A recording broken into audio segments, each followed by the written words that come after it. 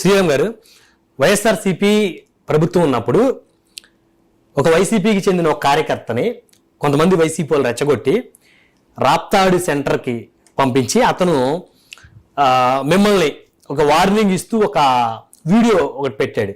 ఆ తర్వాత మీరు అధికారంలోకి వచ్చిన తర్వాత అతను చంపేస్తారేమో అనేటువంటి ఒక చర్చ నడిచింది. కానీ ఇప్పటి వరకు మీరు అతని మీద చట్టపరంగా కానీ లేకపోతే ఇంకో రకంగా కానీ ఎలాంటి యాక్షన్ మీరు తీసుకోలేదు. రాజకీయాల్లో చెస్ ఆడినట్టే పావులు ఉంటాయి. చెస్ ఆడేవాడికైనా అర్థమయ్యేది ఏంటంటే, మనం పాన్స్ ముందుకు జరిగినప్పుడు ఒకటి పోతుందనే జరుపుతాం మనం ముందుకి. అంటే నెక్స్ట్ స్టెప్ బెటర్గా పడాలనే దాని మీద ప్లాన్లో పడి, సో ఆ రకంగా వచ్చింది. ఇంకా వాళ్ళు అర్థం చేసుకోవాలి, మేము ఇంకా మంచోళ్ళు కాబట్టి, మా ప్రభుత్వం అటువంటిది ఎంకరేజ్ చేయదు కాబట్టి ఇంకా అట్లాంటి విధి లేకుండా. కానీ ఈరోజు మనం చూస్తున్నాం, బయటికి వెళ్తే రపరప అంటారు, రకరకాల. బేసిక్గా ఏంటంటే ఆ రోజున్న పరిస్థితుల్లో పాదయాత్ర మొదలవబోతుంది జిల్లాలో. లోకేష్ గారు పాదయాత్ర చేస్తున్నారు.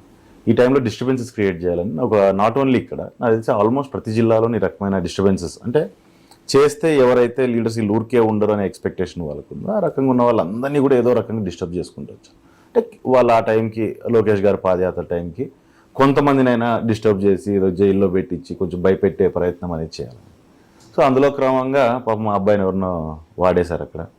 వాడేసి అక్కడికి వచ్చి మధ్యలో దింపేసి అక్కడ జనాలతో దెబ్బలు తినేసి ఏదైనా పొరపాటు జరుగుతుంది అంటే చాలా ఇబ్బంది అయ్యేది. అంటే ఏదైనా జరుగుతుందేమో, జరిగితే మీ మీదకి దాన్ని తోసేయాలి అనేటువంటి కాన్సెప్టా?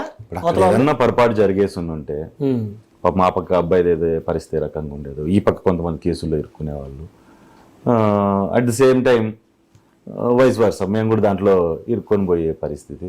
సో ఈ రకమైన పరిస్థితి క్రియేట్ చేయాలనేది అక్కడ గట్టిగా ప్లాన్ చేసుకుని ఆ రోజు కొంత ఉంటారు, కొంత ఆ రైపులో వచ్చింది. సో నాట్ ఓన్లీ ఇక్కడ, ప్రతి చోట ఈ రకమైన డిస్టర్బెన్సెస్.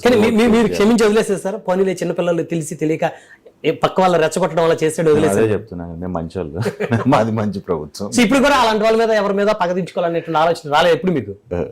లేదండి. ఇప్పుడు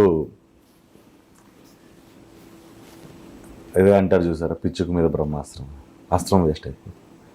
అంతేగాని పిచ్చుక మీద బ్రహ్మాస్త్రం వేస్తే అస్త్రం వేస్ట్ అయిపోతుంది, కానీ అది జరిగే గ్రేటర్ గుడ్ ఏమి లేదు. సో ఫ్యాక్షన్ క్రైమ్ అనేది మా వృత్తి కాదు. ఫస్ట్ థింగ్ ఒకటి ఆలోచన చేయాలి, క్రైమ్ చేయడం అనేది మా వృత్తి అయితే కాదు. సో జరిగినప్పుడు తప్పని పరిస్థితి ఏర్పడినప్పుడు, లేకుంటే ఇంకా అసలు వాళ్ళ చేసే చేష్ట లాంటి పెట్టరేకపోయినప్పుడు తప్పని పరిస్థితి ఏర్పడచ్చేమో, కానీ ఇంక ప్రతి ఒక్కరిని చంపుకుంటూ చేసుకుంటూ పోతే ఇంక దాంట్లో మీనింగ్ అనేది ఏం లేకుండా పోతుంది. సో బెటర్ అట్లాంటివి జరుగుతున్నప్పుడు ఒకటేంటంటే లీడర్స్ ఆలోచన చేసుకోవాల్సింది ఏంటంటే, రాష్ట్రంలో ఒక పీస్ఫుల్ ఎన్వైరన్మెంట్ అనేది జరుగుతున్నప్పుడు దాన్ని ఎంతసేపు కాపాడుకోవడమే, ఆ పీస్ఫుల్ ఎన్వైరన్మెంట్ కాపాడడం అంటారు, అదే లీడర్షిప్లో ఉంటుంది.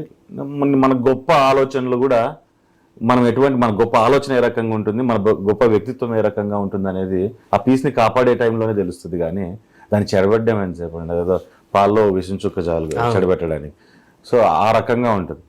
సో ఉన్న పీస్ఫుల్ ఎన్వైరన్మెంట్ని మనం కాపాడుకుంటూ ముందుకు వెళ్ళడం అనేది ఖచ్చితంగా ఈ భారతదేశ పౌరుడుగాను, ఈ రాష్ట్ర పౌరుడిగా ఖచ్చితంగా మన మీద